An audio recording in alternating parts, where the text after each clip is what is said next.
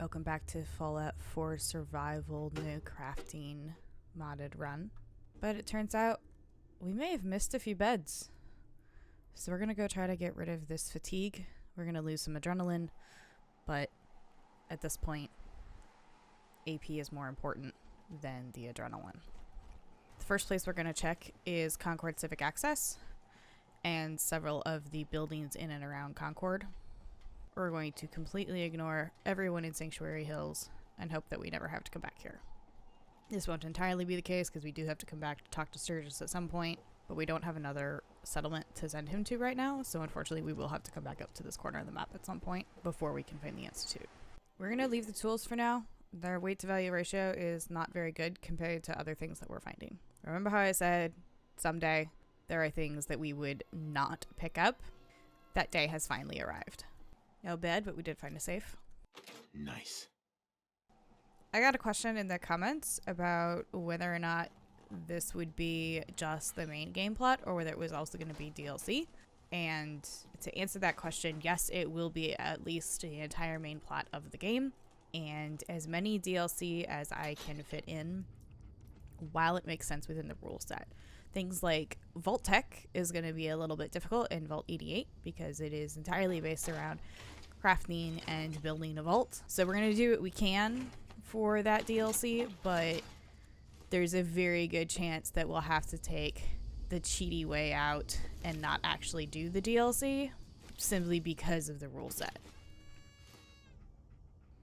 That was a nice little fusion core find and a much better 10mm than what I had.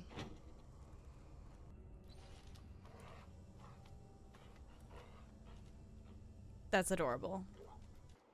So while there was a mattress down in Concord Civic Access, it's still not a bed, so it's not going to let us sleep more than 4 hours, and it's not going to let us get any less tired than we already are. And we're already overtired. The quest continues. Gotta find a bed. Good dog. Found a raider we hadn't looted yet. That had a stim pack. And some Radaway and Psycho. And a cap stash. Let's try Concord Speakeasy instead. This is the third safe we found at the beginning of the game that's advanced locked, so we're going to have to come back here after our next level up. And we can't get that door open either. It may look like a bed, but it's not. We found a comfy pillow and a combat knife and some XL. Still no bed. Hey, machetes. That's not creepy. We picked up our first sniper rifle, which, while it doesn't seem like much, definitely could help us out. Those look like friendly folks. Let's go say hi.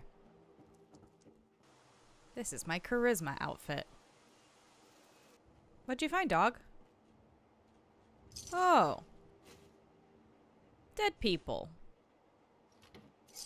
With our new and improved charisma gear and outfit switcher, the mod, turned on, we're gonna try solving the little tiff between Trudy at Drumlin Diner and the assholes that won't leave her alone.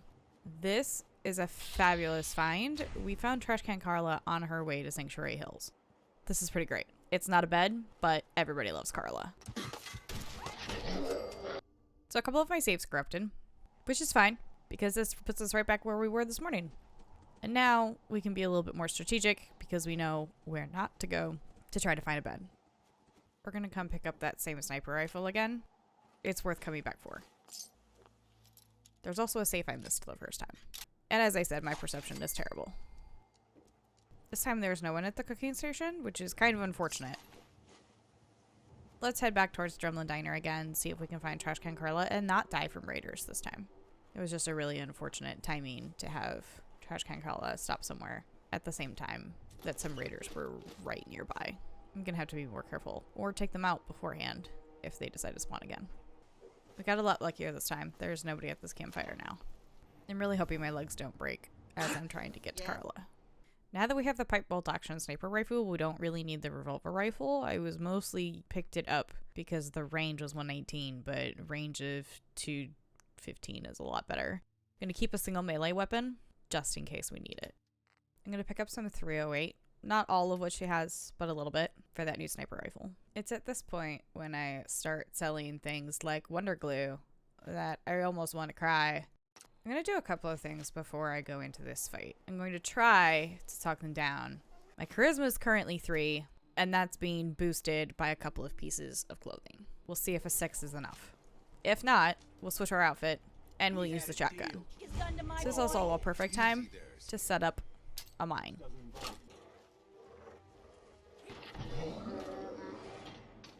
That's what I was afraid of.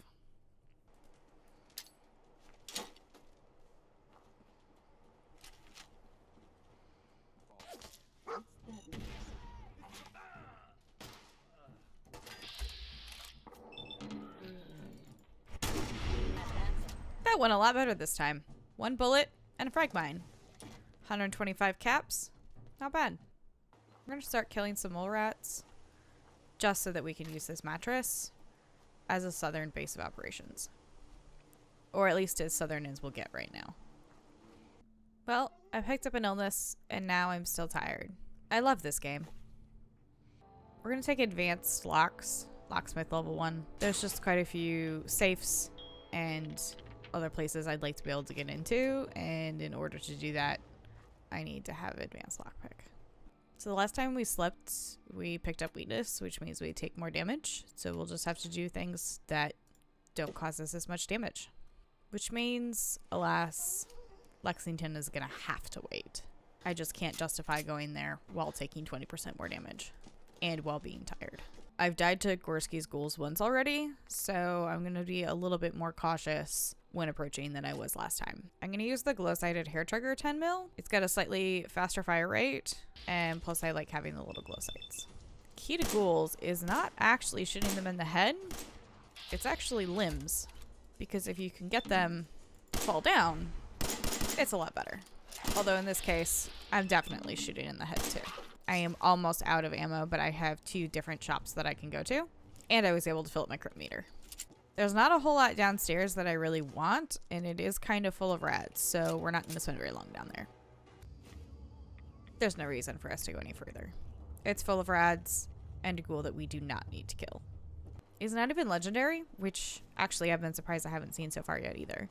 If you're familiar with what level legendaries start showing up, let me know in the comments, because I am kind of surprised I haven't reached one so far.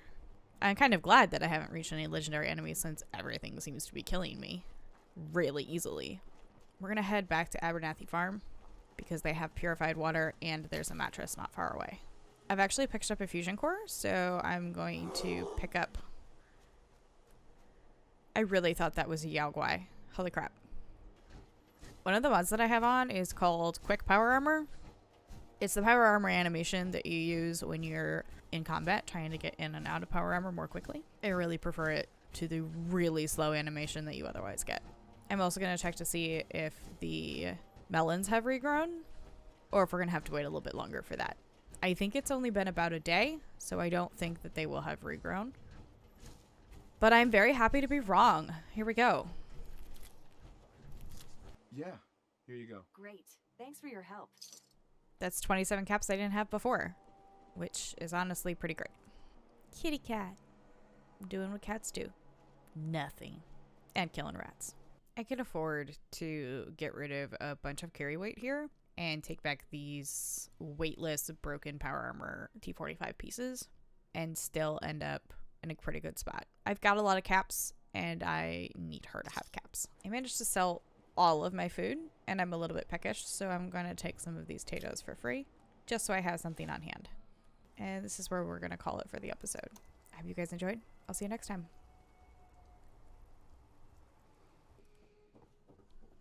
Oh, hi! Hi, kitty.